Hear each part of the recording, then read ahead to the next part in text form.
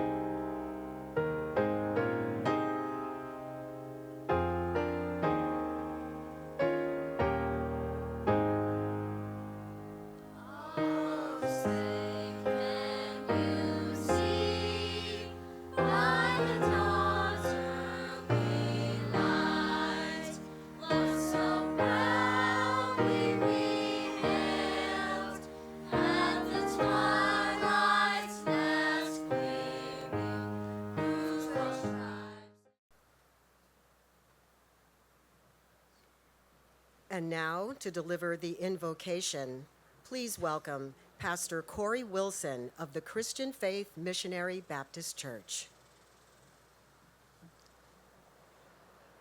Let us pray. Father, as we come today, what a great day.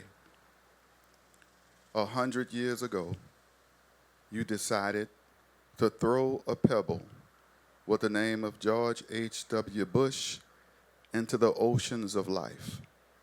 And 100 years later, the ripples of that pebble that was tossed into the ocean of life is still carrying on to the banks across the world. Today, my Heavenly Father, to the 41st, to his family, to his friends, to everyone he was able to impact in any way, we come today to celebrate and to remember all the wonderful things that you allowed this great individual to do. But we ask you now, as we proceed with this great program, to cover us right now in your precious blood and forgive us of any sins. Lord, let this day, let this program be a wonderful day and program that will go down in history as we remember all of the work and all of the people that was touched. Father, bless us. Watch over us, and we bind anything that is not of you. Protect us. Put a covering of angels around us in this program. Let us leave with smiles and warm hearts and remember that as a team, as a country, we can continue to move forward. We ask all this in your wonderful name, Jesus Christ. Let us say, amen. Thank you so much, Pastor Wilson. About 6 months ago, our next speaker and his lovely wife took on a challenge to come to Houston and lead the charge toward this week. They have worked tirelessly toward making this week the tremendous success that we all know it will be, beginning, of course, with this auspicious event. It is my pleasure to welcome to the podium Secretary Andy Card, CEO of the George and Barbara Bush Foundation. Howdy. I bring words from College Station, Texas, but my voice will frequently shift to Massachusetts, parking the car in Harvard Yard. And I apologize. But it's actually appropriate. Houston first, yes, you're the best. You came together. This is a remarkable event. And to the people that helped put this together, I say thank you very much. I'm honored that the family is here. What a great dad, what a great grandfather. You should know that about 1,500 miles away, there's a community that is also getting together this next week to celebrate 41's birth. It's the town of Milton, Massachusetts.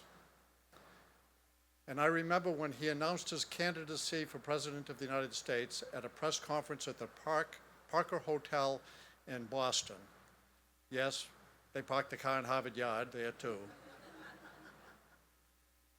He was asked by a reporter after he gave his announcement address saying that he was running for president.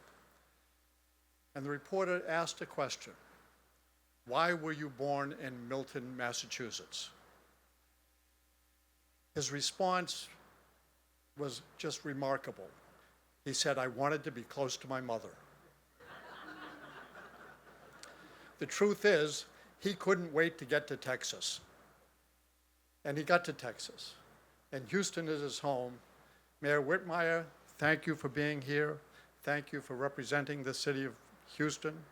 And thank you for the leadership that you've given, not just to Houston, but to the state of Texas. President Bush loved Texas. He loved Houston. This was his home. Yes, he was born in Milton, Massachusetts, but this was his home. And he couldn't wait to get here. And you know that he was challenged because he had to live in Midland before he made it to Houston. But Houston became the grounding place for his tenure leading this, not only country, but leading this world. President Bush, yes, would be 100 years old on June 12th. We're going to celebrate his birthday, obviously, by gathering here, where we get to celebrate a remarkable sculpture that really captures him for all to see. And I'm so impressed that he can look down the way and see Jim Baker staring back at him. Two remarkable people that give definition to noble public service. Noble public service is what we'll be celebrating in College Station, Texas, starting tomorrow. When we gather, sometimes as alumni of the Bush organizations, whether it was campaigns or service in the government. And just remember, George H.W. Bush served in more public service roles than any other sitting president ever. And it's not even close. And he gave us the example of noble public service. And we are going to celebrate his legacy of service by inviting people to come to the Presidential Library in College Station, where they can see everything that he did as in public service. And as he would say to me, if they want to know what I did, they go to the library. I can't change a thing. The good, the bad, the ugly, it's all there. In the next building right next to the library is the George Bush School of Government and Public Service. The legacy of President Bush there is a living legacy. Every graduate that comes out of that school, and it's the only school in America who is a school of government and public service, is a living legacy to President Bush. And right now there are 350 graduates of that school already working in noble public service in the intelligence community, a number greater than any other public policy school in the country. So we'll be celebrating the legacy of President Bush, yes, the legacy of the past, but we'll also be celebrating the legacy of the future. And I'm glad to say that we don't just limit it to those students at the Bush School. We also point out how many millions and billions of points of light there are around the world just because George H.W. Bush said, be a point of light. You are a point of light. We're grateful for you. I am grateful for your leadership in helping us to remember President Bush and the great service he gave. I'm particularly grateful to Ambassador Inshallah Ansari for being part of the celebration of every aspect of President Bush's life since he retired as president. So Hussein, Ambassador Hussein Ansari, Inshallah, thank you very much. With that, I invite you to come to College Station. I know some of you will not show up. Some of you bought tickets and still won't show up. But I want you to know we'll be grateful to you for what you've done here in Houston to call attention to the remarkable life of President Bush and Barbara Bush. And we ask you to keep Jim Baker in your prayers. He would like to be here. He is here in spirit. He'll be in College Station in person to pay a visit to the president's grave. And I'd invite all of you to come and pay tribute as well by celebrating 41 at 100. Thank you, and God bless you. And yes, God bless America. Thank you.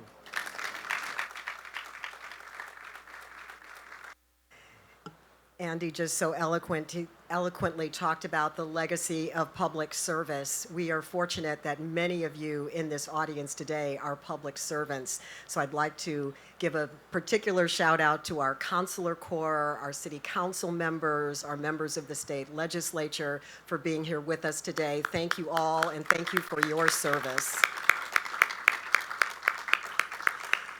Andy also talked about the incredible Houston First Corporation and all of the amazing work that they did to bring this event to you, and also, of course, to oversee the beautiful grounds that we are sitting here on today. It is my pleasure now to welcome to the podium the President and CEO of the Houston First Corporation, Michael Heckman.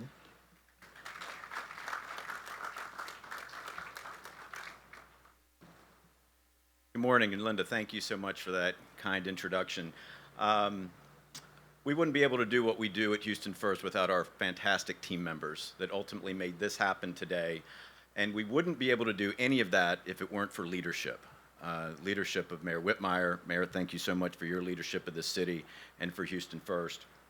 In addition to that, I want to recognize two of Mayor Whitmire's appointees to our board of directors. First, our chair of the board of directors, Jay Zeidman. Jay, thank you. And also Roxanne Newman is here today. Roxanne, thank you for all that you do. Thank you. It really is a privilege for us to be here and for me to welcome you all to Sesquicentennial Park for this monument honoring our nation's 41st president and a true American statesman. We're pleased to co-host today's celebration alongside the George and Barbara Bush Foundation.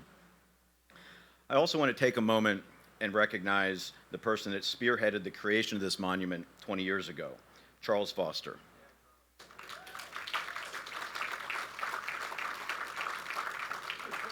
Charles led the committee that raised the funds to have this monument built honoring our 41st president and has played a critical role in developing several other monuments honoring our nation's past leaders. Charles, thank you so much for your work and these tributes to make these great Americans a reality. Thank you again. We gather this morning to commemorate the centennial birthday of a remarkable man who left an indelible mark on our nation, on Texas, and on the city of Houston.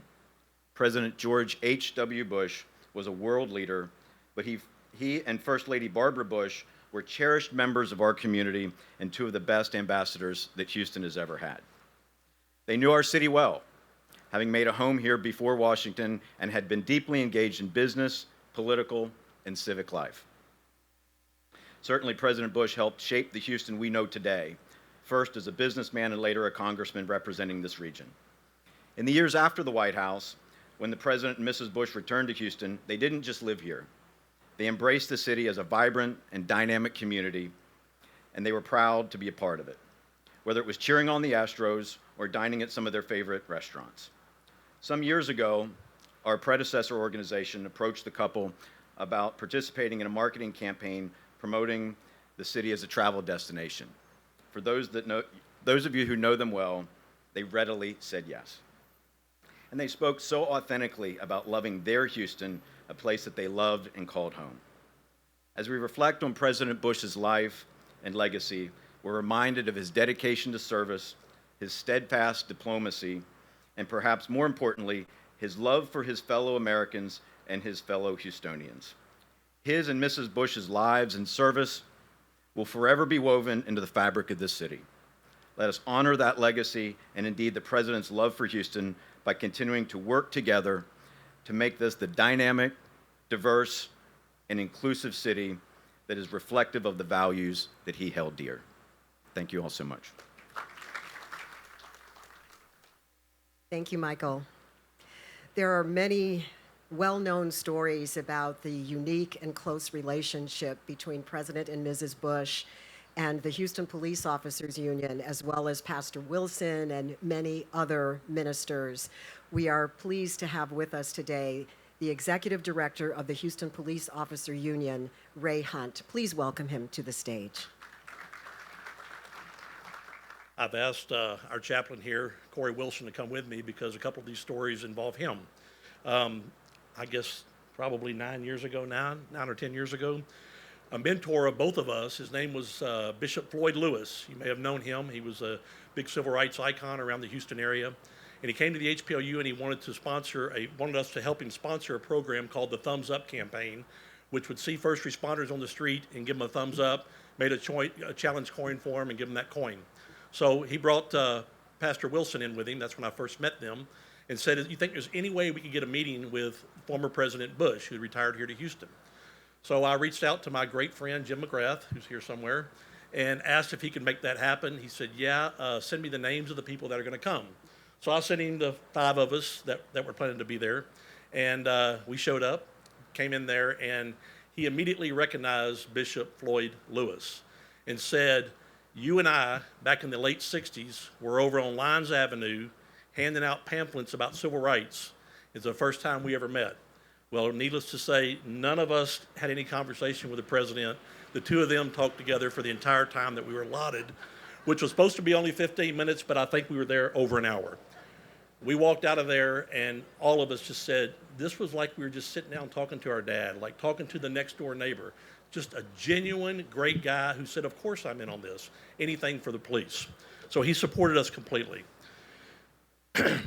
He also said that when Bush was out there campaigning on, probably campaigning, but passing out literature on Lyons Avenue, he had a young man with him, his son, and Floyd Lewis said, "Little did I know that both of those two men would be future presidents." Pretty incredible story. The next thing that we did was a Pray for Police campaign. I think I have it on. These Pray for Police bands that we did were a big hit several years ago. A lot of people were wearing them, and we tried to get as many people to wear them and to post it on Facebook so that it would take off. So again, I reached out to Jim McGrath and said, "Hey, is there any way that I could get 2 of these bands to the president and Mrs. Bush to see if they would wear these and take a picture that we could post?" He said, "Well, they're in Kennebunkport, but I'm going to give you an address. Don't share with anyone. Mail these 2 bands to this address, and I'll make it happen." So not too long after that, I received this picture of Barbara and George Bush wearing our Pray for Police bands. Really, really a treat for us, and it just took off from there. We had churches all over the country calling to ask us if they could have bags of the bands. We mailed them out all over the place. And that Christmas, I received a Christmas card, and that was on the front of the Christmas card from the Bushes. The last thing I want to talk about is the Bush Protection Detail was when they first came here to Houston. Apparently, I never went to the house that he was at here, but apparently there was a garage apartment or something where the detail camped out in. They needed some money to renovate it. So they did a fundraiser out at a golf course, and I happened to get selected to be the police officer to do the security, like he needed it with all the Secret Service who were there. During that time, he was taking pictures for $100. You could take a picture with him, and they would give you a Bush Protection Detail shirt for the $100. So they finished, and I'm standing there watching, and he goes, "Officer, would you like a picture?" And I go, "Well, I'm making $100 for this gig, so I guess I could do it." But he goes, No, it's free to you. Come over here." So he comes over, so we take a picture together, this picture here. I was a lot thinner then and actually wore a uniform there. We took that picture, and he goes, get him a shirt too. And the lady said, "We don't have any more shirts." And he goes, "I'll be right back." He didn't come back, but someone else came back and said he changed and gave you his. So the President of the United States gave me the shirt off his back. Doesn't surprise me because that's just the kind of person that he was. On behalf of the Houston Police Officers Union and the entire police department, our acting police chief here, I just want to thank the Bush family for sharing your father with us, not just his country, the state, the city, but the Houston Police Department. They were so special to us, and we will never, ever forget them. They were icons in this city. Thank you very much. So the next icon that I'm going to introduce needs no introduction. He is just as generous as George Bush was, just as good to the police as George Bush has ever been, and just a great friend to me and to the entire police department. He drove all the way in from 6006 I-45 North between Tidwell and Parker. Needs no introduction, Jim McInville, AKA Mattress Mac. Thanks, Ray. It's an honor and privilege to be here today with all these great people as we remember the great man, President George Bush. You know what it said, that we don't live in the past, but the past lives in us. And the influence of George and Barbara Bush will forever live in my wife and myself's lives. He did so much. He helped so many people. As we look on the political scene today with lots of divisiveness on both sides, President Bush brought a calming effect to everything. So I asked my wife, Linda, what are her 4 favorite memories of President Bush, and she sent them to me. She said, number 1, we hosted the Davis Cup tennis match in Houston many years ago, and President and Mrs. Bush gave a cocktail reception at their home for Pete Sampras and all these U.S. tennis players. And my wife was amazed, as was I, how President Bush said that it was amazing that he got to meet all these tennis players. My wife said the funniest moment she ever had with President Bush was in his boat at Kennebunkport, saying how he hoped he could outrace the Secret Service. And of course, he was always so proud of his children and grandchildren. But the favorite thing she still takes away was watching his face during the playing of the national anthem and God Bless America, and tears welling up in his eyes. A true patriot. From my standpoint, it's amazing to me that when President Bush was 20 years old, and most of us were just college kids, he got shot down in the Pacific Ocean and was rescued by a naval ship, a naval submarine. He was 20 years old. When he graduated from college, he left the safety of his home in the Northeast and journeyed all the way to Midland to seek his fortune. That would be like somebody from Houston today, from a prominent family, moving to Silicon Valley to be an entrepreneur. President Bush was not only a great public servant, he was a great entrepreneur.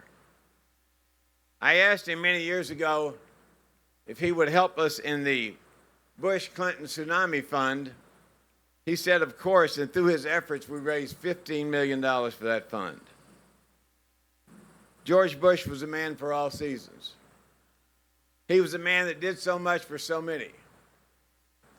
He and Mrs. Bush used to write thank you notes to everybody they came in contact with the day before. That is a lost art. My wife and I probably got 30 different thank you notes from President and Mrs. Bush because that's who they were. So today we remember, we celebrate, we believe this great man named George Bush. We celebrate so many great things he did in the way he lived his life, and we pray that all of us can learn and be better because of him. Thank you. Thank you so much, Mac. I mentioned the public servants that we have here in the audience with us today. There's been reference to points of light. We are so fortunate to have a leader of our city who has literally dedicated the vast majority of his life to public service. it is my honor to introduce the mayor of the city of Houston, John Whitmire. You know, we need more days like this. Most days, I deal with problems, trying to clean up some messes that most major cities have, and I've inherited my share. But we need more days like this where we come together as Houstonians for a common bond to recognize not only a Houstonian hero, but a national hero. You know, everyone here has a personal story about their relationship and contact with President Bush. Because I'm mayor, I get to tell you mine. In 1968, I was a graduate at Waltrip High School in Northwest Houston. I already had the political bug, taking debate and history classes. And I came out in the fall of '68, beautiful day, and I see this candidate, which I'd never seen before and haven't since. President Bush was in a very tough race. You know, he was, if not the first, in fact, I'll go ahead and declare him the first Republican elected congressional leader. Bill Archer followed him later, another great hero. But President Bush was my congressman. And I had the political bug, and I watched him, Neil, going up and down 34th, shaking hands with the mothers picking up their kids at 3 o'clock in the afternoon. I want to emphasize, you never know how you're influencing someone in your daily life, in your responsibilities. He planted and inspired the seed that 4 years later I was elected state representative. I not only watched him campaign in a very unique, personal, retail fashion, not knocking doors, saying hello to mothers picking up their kids waiting at Waltrip High School on 34th Street.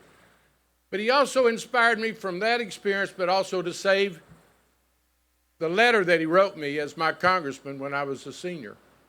Ladies and gentlemen, 4 years later, through some of that inspiration and experience, I ran for office, and I would like to think that I and most of us here, in fact, I'll say all of us, are one of his 1,000 points of life. You see, President Bush knew that we're all public servants. As I look into your eyes, you're all public servants, whether you're ever on the ballot or not. And you're placed in office to make a difference, do the right thing. Let me give you one small, big example. Can't be both, but it's a big example. I remember his '68 campaign. You know the hottest issue? He had voted for open housing. Now, Houston was not as diverse and inclusive as it is today. That didn't go over well for Ed in Oak Forest and Garden Oaks. It was an opportunity to make a tough and right vote to integrate public housing. He caught a lot of flack. But he remembered what Sam Houston said, do the right thing and suffer the consequences. I know for a fact, as a student of history, he was the most qualified person to be president in recent history. And we need to learn, and our duty is to keep his legacy alive. It's not going to do any good for us to sit here and talk to each other. We've got to spread it across Houston. Our new arrivals, talk about the legacy of Barbara Bush in education and President Bush with inclusiveness. So I'm going to close by saying the best way we can honor him is to get out of this heat and go to work. Thank y'all. Before we get out of the heat and go to work, Mayor, we do have one more speaker. I had the pleasure of sitting on a stage with him maybe a couple weeks ago. Those of us who were gathered on stage were at the Houstonian. We were with Jean Becker. We were talking about her incredible new book, Character Matters. The mayor just gave us an example of President Bush's character, do the right thing and suffer the consequences. That's who he was. As we were sharing our stories, one of those who was on stage, and I see a lot of you in the audience were there that night, and it was so touching to hear him talk from his heart about his grandfather and who he was and what he meant to him personally and to the family, and there was not a dry eye in the house when it was over. Ladies and gentlemen, please welcome the CEO of Big Brothers Big Sisters of Lone Star, my friend Pierce Bush.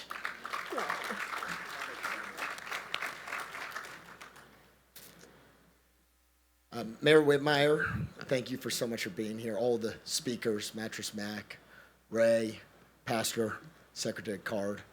On behalf of my dad, Neil Bush, my stepmom, Maria, my sister, Lauren, it is an honor that all of you came out here to battle the heat for us, to honor this very good man whose statue stands behind me. 100 years ago this week, my grandfather, George H.W. Bush, was born to Dorothy Walker and Prescott Bush. I imagine my grandparents had no idea on that Massachusetts June summer morning their little baby boy would one day grow up to be the leader of the free world. That said, in his earliest days, Gampy, as his grandkids called him later, was noted as being a special and thoughtful child. He had an uncanny ability to feel what others were feeling, to put himself in the other guy's shoes, as he would call it later in life. In fact, he had such a proclivity to share his toys and snacks with his young friends that he earned a nickname from them, Have Half. At the time my grandfather was elected president in November 1988 at an election viewing party not far away from where we are gathered here today, his younger sister, Nancy Ellis, observed, "What an amazing reflection of the goodness of our country. To elect to the highest office in the land a man as good and as kind as my brother George." To those of us who knew him well and loved him dearly, he exuded a constant aura of decency, honor, thoughtfulness, and kindness, and it was all very genuine. Spending time with him was similar to that feeling you get on a much cooler Texas winter day when the sun hits your back and you feel all will be okay in the world. Sure, he was competitive and tried very hard to win. He was human after all. But once in a position of trust, whether public or private, he always did what was best for others, often and even to the detriment or potential risk of his career or his personal path forward. He had integrity and good character, loads of it. There are many lessons from the 94 and a half years of a very well-lived life that my Gampy lived that we can all reflect on and use as we are all trusted as fellow citizens to keep this the greatest experiment alive, that of our democratic republic. In the interest of time, I want to share just three. First, we should always do what's right over what's easy. I think back, and the mayor reflected on this, to what he considered one of his greatest early political trials and triumphs. His vote in 1968 as a young congressman from Houston to pass the equal housing civil rights legislation. At the time, many of his constituents were not happy with this vote, as the mayor mentioned. He walked into Memorial High School to host a town hall, initially receiving lots of boos and heckling. Not known necessarily as a great orator, he decided to share the human side of why this civil rights legislation was right and told the crowd stories of the diversity of the troops he had visited recently in Vietnam who were risking their lives and dying in the service of their country. He believed all should have equal rights when returning home, and the law should ensure they do. When he was done, much to his surprise, he received a standing ovation from the crowd and had turned them completely around on the issue. There are many examples of his using his power or his office to do what's right over what's easy. As president, he passed the last major civil rights legislation, the Americans with Disabilities Act, which has torn down so many shameful walls of exclusion for a population who has many gifts to offer our society. Of course, he perhaps was made a one-term president when he decided to compromise on a budget spending reduction agreement with minor tax concessions, which drastically cut federal spending and ultimately put the government on a path to have a balanced budget later in that decade. Doing what's right was ingrained in him at his core. Second lesson, Never underestimate the power of friendships and positive human relationships to change the world. My grandfather was a master people person. He loved and was always interested in others, no matter who they were or what their station was in life. Gampy loved the many friends that Houston brought him, and many stayed friends for the rest of their lives. I think, of course, of James Baker, Bob Mossbacher, Ambassador Ansari, Ambassador Chase Untermeyer. But also, I think of people like Don Rhodes, one of my grandfather's best friends, who grew up in a rough childhood here in Houston. And after working for my grandfather's congressional campaign, never left his side. Or Paulo Rendon,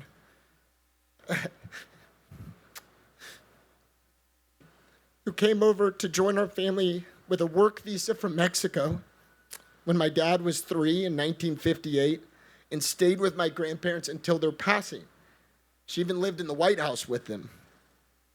But it was his friendship and his ability to create positive relationships on the world stage that matters most to freedom-loving people. We must always remember and celebrate his tactful handling of the fall of the Berlin Wall and ending of the Cold War with no bullets being fired. A master of diplomacy, he used his relationship skills to build up a 42-nation coalition, the largest the world has ever seen, to push Saddam Hussein out of Kuwait. When historians look back at both of these successful accomplishments, it was the power of relationships and friendships that my grandfather created that made these two things so successful. Third lesson. When the sun comes up in the morning, a bright new day embraces us all. My grandfather actually wrote those words as part of a longer letter to cheer me up when I crashed his prize boat on the Kennebunkport Rocks many summers ago. But I have since realized there is a much deeper meaning and lessons from his own life in the words that are pertinent to all of us in this time. Like most people, Gampy faced his own set of meaningful challenges in his lifetime. From losing his 2 crewmates at 20, Ted White and Jack Delaney in World War II when their plane was shot out of the sky, to losing his very own beloved 3-year-old daughter, Robin, to leukemia a few years later. Gampy never gave in to those tough losses. Man of deep but somewhat quiet faith, he yielded to a higher authority in all matters of importance, especially on matters he could not explain. And he felt a calling to live a life of purpose because of what he had experienced. He believed that every day we are given a fresh start, a chance for us to create, to experience, to build up, and to love. He believed that despite the scary headlines that engulf us on a daily basis, which, by the way, it seems like it's gotten worse since he left us, there is an earnest, compounding goodness that exists in the vast, vast majority of people that call this country home.